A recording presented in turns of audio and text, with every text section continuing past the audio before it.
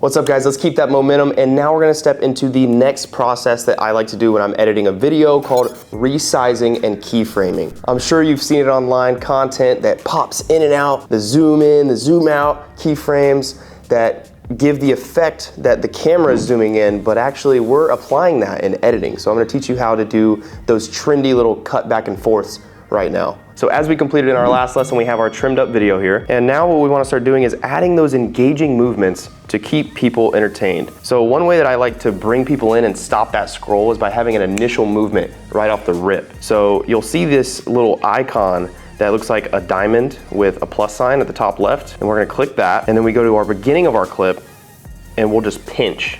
You literally pinch with your fingers and you can zoom into your footage just like that. Now it'll look a little something like this.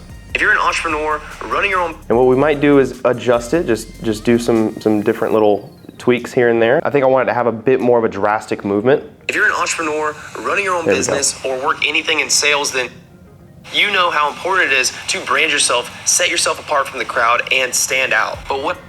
So in the next clip, it's a jump cut is what that's called. And essentially the footage has skipped some time, but the subject is in the same place. So one way to make that look a little better is by simply resizing this entire next clip to be more zoomed in off the rip.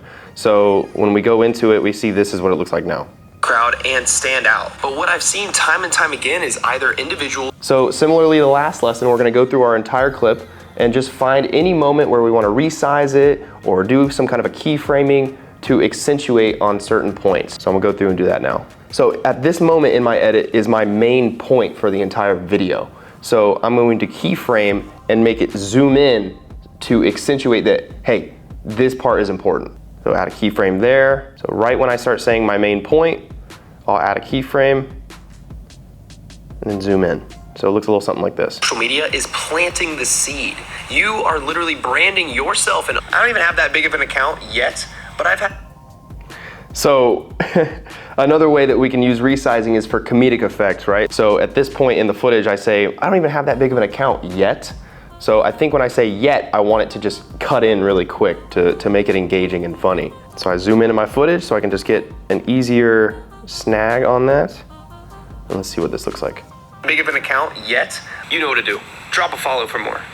So now we've gone through our footage once more. We've applied all of our resizes, all of our keyframes, and it's starting to shape up quite well. But there's going to be other aspects that you want to add into your edit sometimes. So next, I'm going to teach you all about overlays. So I'll see you in the next lesson.